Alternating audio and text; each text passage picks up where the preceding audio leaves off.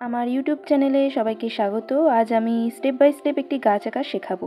তো প্রথমেই আমি একটা ভি শেপ এঁকে নিচ্ছি, তার পাশে আরেকটা ভি শেপ আঁকছি। একটু বড় মাপের সেই ভি শেপটা আমি করছি।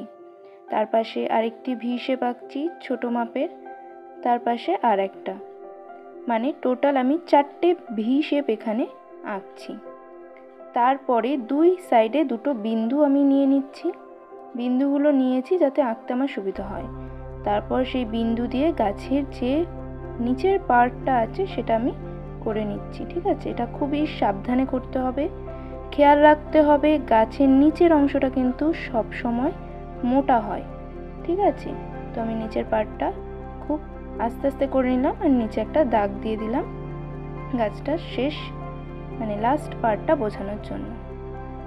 তো এবার কিছু উপরের অংশগুলো করা হচ্ছে গাছের যে, এগুলো করে নেওয়ার পরে আমরা একটা আউটলাইন আঁকবো। গাছটা কোন শেপের হবে আমি গোলাকারই রাখার চেষ্টা করেছি গাছটাকে সহজ পদ্ধতিতে। তো একটা আউটলাইন করে নেবো পেন্সিল দিয়ে। এটা যারা শিখছো তাদের জন্য খুব ইম্পর্টেন্ট, কারণ নইলে গাছের শেপ ঠিকঠাক আসে না। তো এই আউটলাইন বরাবর এবার আমি পেন্সিল দিয়ে গাছের পাতাগুলো করতে শুরু করব।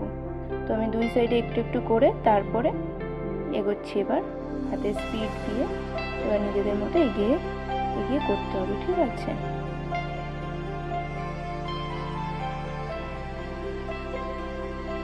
ব্যাস আমার গাছ আঁকা কমপ্লিট।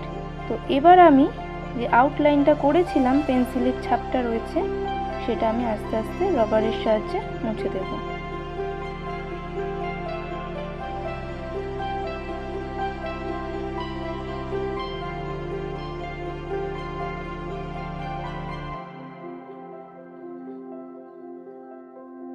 তো দেখতেই পাচ্ছেন গাছটা পুরো কমপ্লিট। এইবারে গাছের ভিতরে আমি আরও কিছু ডিটেলিং অ্যাড করব। এগুলো চাইলে আপনারা স্কিপও করতে পারেন।